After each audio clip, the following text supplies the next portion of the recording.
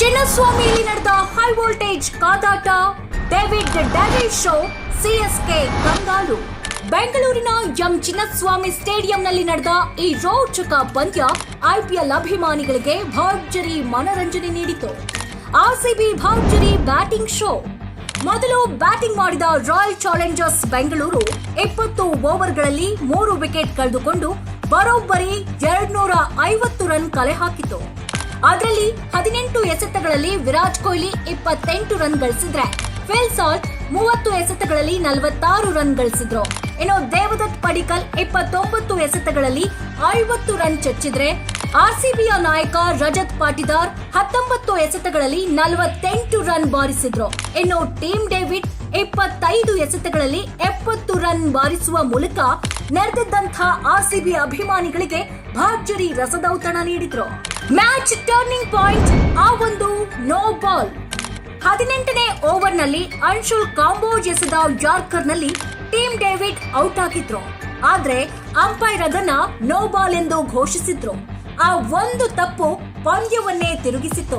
Free hit, ಆಮೇಲೆ sixer. ನಂತರ David ಸಂಪೂರ್ಣವಾಗಿ ಗೇಮ್ ಅನ್ನ ಕಂಟ್ರೋಲ್ಗೆ ತೆಗೆದುಕೊಂಡ್ರು. 19ನೇ over David devil mode Jamie Overton ವಿರುದ್ಧ. 19ನೇ ಓವರ್ನಲ್ಲಿ ಡೇವಿಡ್ ಡೆವಿಲ್ ರೂಪವನ್ನ ಪ್ರದರ್ಶಿಸಿದ್ರು. ಆರ್ಸಿಬಿ ವಿರುದ್ಧ ಸಿಎಸ್ಕೆ ಪರ 19ನೇ ಓವರ್ ಎಸೆದ ಜೇಮಿ ಓವರ್ಟನ್ಗೆ ಇದು ದುಸ್ವಪ್ನವಾಗಿ ಪರಿಣಮಿಸಿತು.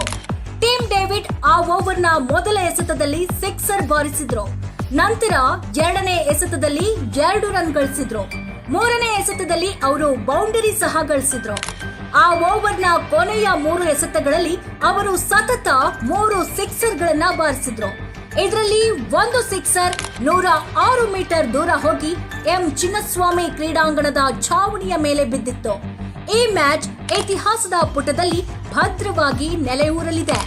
ಸಿಎಸ್ಕೆಯ ದಯನೀಯ ಆರಂಭ. 251 ರನ್ ಬೆನ್ನಟ್ಟಿದ ಚೆನ್ನೈ ಸೂಪರ್ ಕಿಂಗ್ಸ್ ಮತ್ತೆ ಫೇಲ್ ಆಯಿತು.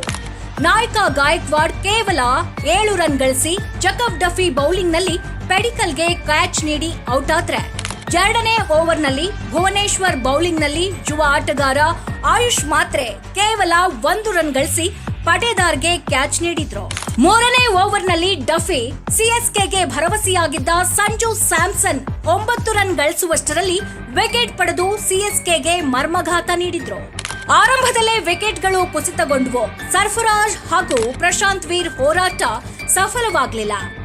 ಸರ್ಫರಾಜ್ ಖಾನ್ 25 ಎಸೆತಗಳಲ್ಲಿ 50 ರನ್ ಬಾರಿಸಿದ್ರೆ, ಪ್ರಶಾಂತ್ ವೀರ್ 29 ಎಸೆತಗಳಲ್ಲಿ 43 ರನ್ ಕಲೆ ಹಾಕಿದ್ರು. ಇನ್ನು ಜೇಮಿ ಓವರ್ಟನ್ 16 ಎಸೆತಗಳಲ್ಲಿ 37 ರನ್ ಕಲೆ ಹಾಕಿದ್ರು. 7ನೇ ವಿಕೆಟ್ಗೆ 57 ರನ್ ಪಾರ್ಟ್ನರ್ಶಿಪ್, ಆದ್ರೆ ಅದು ಸಾಕಾಗ್ಲಿಲ್ಲ. ಆರ್ಸಿಬಿ ಬೌಲಿಂಗ್ ನಲ್ಲೂ ಮಿಂಚು. ಭುವನೇಶ್ ಕುಮಾರ್ 3 ವಿಕೆಟ್ ಕಬಳಿಸಿದ್ರೆ, ಅಭಿನಂದನ್ ಸಿಂಗ್ 2 ವಿಕೆಟ್ ಗಳಿಸಿದ್ರು. Jacob Duffy 2 wicket ಬಾಚಿಕೊಂಡ್ರು.